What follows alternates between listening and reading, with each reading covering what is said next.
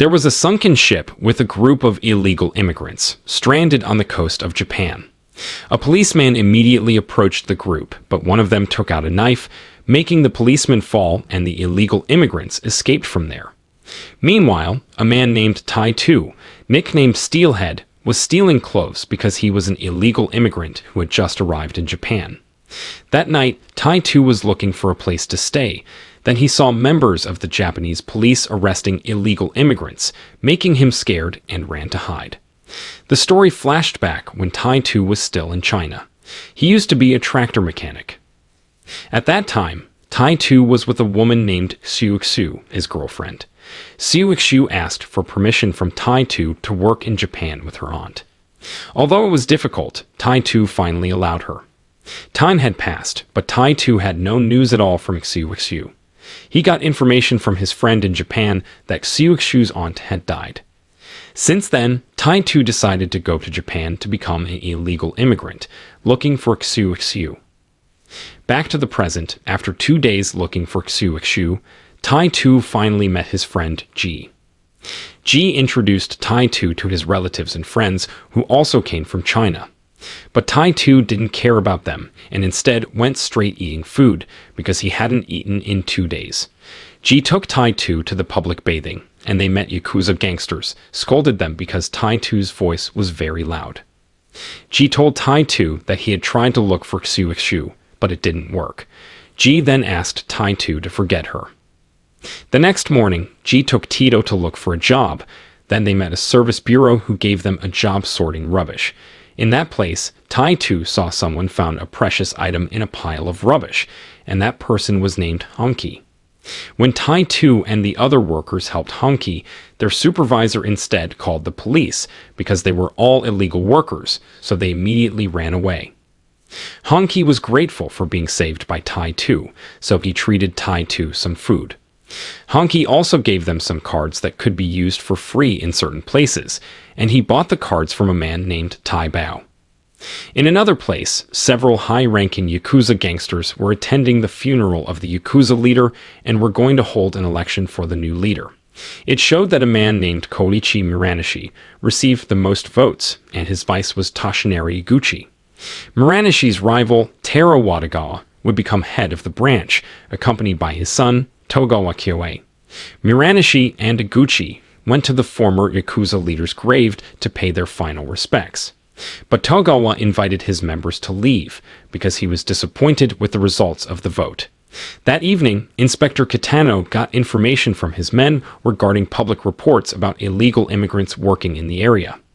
Tai Tu, Ji, and other illegal immigrants were working to clean the tunnel, but they were surprised when the police came, wanting to arrest them. They had been surrounded and finally were caught. They immediately interrogated, but after that, a riot broke out, so Tai Tu and his friends tried to escape. Inspector Kitano almost drowned because he couldn't swim, but Tai Tu saved him and hurried away. The next day in the traditional market, Tai Tu saw his friend, Lao Gai, stealing golf equipment. Ji explained that shops in Japan don't have guards because Japanese people don't like to steal. They followed Lao Gai to a black market because it was a place to buy and sell stolen goods. Meanwhile, Tai Tu had got a new job as a dishwasher in a stall. A woman named Lily approached him, giving him money because she felt sorry for him who looked so tired. Lily then left with a drunk old man, and they were intercepted by some thugs. Lily and the old man went to a bar to treat the man's injured head. Lily intended to give money to Tai Tu as a thank you for saving her, but Tai Tu didn't want to accept it and instead returned the money that Lily had previously given. Lily wasn't happy with this, so she bought Tai Tu a drink. At a bar owned by a Taiwanese man, Gyoji, some people were welcoming Iguchi's arrival. Tai Tu and Ji were working at the bar, but unexpectedly, Xiu was also there. Turns out she's Iguchi's wife. Tai Tu couldn't believe all this, and when Iguchi's group was going home, Tai Tu continued to look at Xiu, making her aware of Tai Tu's presence, but she couldn't do anything. At home, Iguchi realized that Xiu was looking at another man when they're at the bar, so he asked who that man was. Xiu said that he was a friend from her village, but she was afraid to say hello because she didn't want to embarrass Iguchi in public. But Iguchi denied Xiu's words because he never looks down on Chinese people, and if Xiu wanted to meet her Chinese friends, Iguchi wouldn't forbid her at all. While Tai Tu was trying to calm his mind because the woman he's been looking for had betrayed him. After drinking a lot of wine, Tai Tu invited Ji to have fun. After that, Tai Tu told Ji that he had to earn a lot of money so he could have a legal identity in Japan, even though he had to go through illegal jobs. The next day, Tai Tu was helped by Honky to meet Tai Bao, doing illegal card business. He asked all his colleagues to work together, selling the illegal cards. Tai Tu also invited his friends to steal luxury goods by disguising themselves as tourists. Tai Bao offered an arcade machine that had been manipulated so that Tai Tu and his friends would get a steady income. Sometime later, the business that Tai Tu was running had achieved quite a lot of profit, so one day he gave Ji a surprise, buying him a mobile food stall. Ji was very happy because what he had dreamed of all this time had come true, becoming a chestnut seller in Japan. One day, when Tai Tu was selling stolen goods, he accidentally met Lily. He gave Lily a bag and told her about his current job. After that, Tai Tu took Lily to his house and introduced her to all the people there. Seeing Tai Tu coming home with a beautiful girl, they said that Tai Tu and Lily were very match. However, their voices were so loud, so the owner of the house, who was Japanese, got angry and said that he would throw them all out because they were always noisy and dirty. Hearing this, Tai Tu approached the old man and gave him a luxury watch as an apology. After the old man left, Tai Tu thought that they should learn Japanese so they could mingle with the native people. Lily, who was good at Japanese, was ready to teach them. Next day, Ji, who had just come home from selling chestnuts, met his friend, a Chinese girl. Suddenly, the girl's father came and did not accept seeing his daughter with Ji. But suddenly, the man became friendly with Ji and invited him to stop by his shop. However, he forced his daughter to go home immediately. Inside, Ji was greeted by several members of the Yakuza gangsters. Arriving home, Ji was battered, and everyone was shocked. He told them the person who made him like this was his friend's father, Uncle Day. Worse, his mobile food stall was also taken away. Tai Tu was annoyed, then rushed to Uncle Day's place. But when Tai Tu was about to take Ji's cart, he was surprised because Kitano appeared. Turns out, Kitano wanted to thank him for saving his life. Kitano gave his cell phone number so that Tai Tu could contact him when he got into trouble. Meanwhile, Goji got a report that the casino machine had been manipulated. That night when Ji was selling the chestnut, he was asked by his friend to guard the casino machine for a while because he wanted to go to the toilet. When Ji was guarding the casino machine, he was approached by Goji and his men. And they have been stalking the machine. Goji threatened Tai Tu and his members. If they still dared to disturb the Shinjuku area, then he would do something worse. When Tai Tu was accompanying Ji in the room, he felt that they should fight Goji back. Tai Tu then planned to infiltrate Goji's headquarters. While Tai Tu was hiding, he heard Goji's conversation with Togawa, asking Goji to kill Iguchi, who would come tonight. Togawa's father promised the Kabuki region to Goji if he succeeded in killing Iguchi. After Togawa left, Iguchi arrived and was immediately welcomed by Goji and his men. When they started talking, Goji slowly took out his knife and tried to attack Iguchi. At that moment, Tai Tu was still hiding, but he immediately helped Iguchi by slashing Goji's hand. After they managed to escape, Iguchi invited Tai Tu to his house. Xiu was shocked after seeing her husband coming home with Tai Tu. Iguchi then explained to Xiu that Tai Tu was the one who saved him from Goji and his men. While Xiu was talking with Tai Tu, suddenly a little girl came. Xiu said that now her name is Yuko. Tai Tu understood and felt relieved after knowing Xiu had a good life. Tai Tu asked Xiu to tell Iguchi that the person who ordered Goji to kill him was someone named Togawa. Hearing this information, Iguchi asked Tai Tu to work with him, but Tai Tu refused. Before going home, Tai Tu reminded Xiu to occasionally visit her mother, because she was always sad when she remembered Xiu. Iguchi then realized that Tai 2 was Siu Exu's ex-lover. The next day, when Iguchi was in a meeting with Yakuza officials, one of his men, Nakajima, said that Togawa was the mastermind of Iguchi attack. This made Togawa angry, and the situation became chaotic. After everyone was calm, Togawa was able to convince Muranishi that he wasn't the perpetrator, and he would immediately investigate this case. Muranishi asked Iguchi to apologize to Togawa, because he had no evidence. Iguchi then visited Tai 2's house, asking Tai 2 to work together in finishing Togawagimi's leader, Taro Watagawa, and the Shanwakai's leader, Muranishi.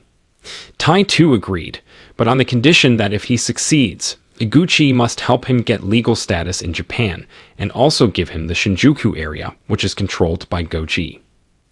Shortly, Muranishi's death was blamed on Togawa, and this made Muranishi's group attack Togawa's group. Tai 2 took this opportunity to kill Taro Watagawa. On the other hand, the police suspected Iguchi of being the mastermind behind the murder of Muranishi and Togawa. Katana with his men investigated the Yakuza, who will hold a meeting in a hidden place. A Yakuza elder appointed Iguchi as the new leader of Yakuza gangsters, while Togawa would replace his father as the branch leader. Katana was really surprised to see Tai 2 with Iguchi at that place. On the other hand, Nakajima protested because Iguchi handed over the Shinjuku area to Tai 2. However, Nakajima had to accept this because Iguchi had made his decision.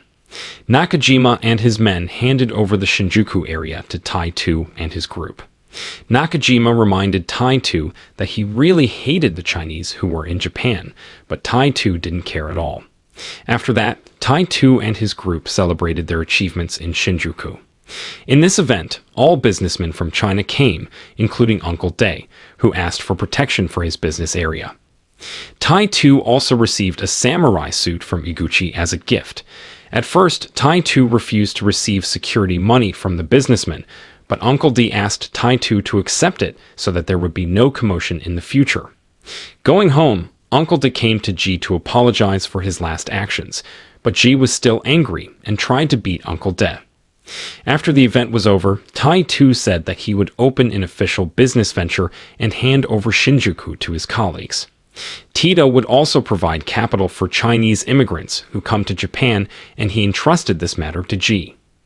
Time has passed. Tai 2 has now been successful with his tractor business. Tai 2's colleagues also were successful, but unfortunately they got out of control so that many Chinese immigrants came into Japan. G's appearance had now changed. He and his colleagues visited their old house, which was empty because their aunt had died. Tai Bao and Lao Gu came, and it turns out that they had been doing drug business in Japan without Tai 2's knowing. That evening, G, who had success, asked Uncle De's daughter to come with him. But his invitation was rejected, making him angry. The girl's boyfriend came, but he was actually beaten by G, who was now very arrogant. Meanwhile, the Yakuza elders were very angry because now Chinese immigrants are doing whatever they want in Japan. Togawa, who was asked to deal with this problem, can't do anything because the one who made the situation like this was Iguchi. The old man then contacted Iguchi to confirm about this, but Iguchi was very ambitious, saying that all of this was his plan to use Chinese immigrants to finish off Togawa and his members. Hearing Iguchi's words, the Yakuza elder planned to replace him, making Togawa as the next leader. Meanwhile, Nakajima and his members also now sided with Togawa.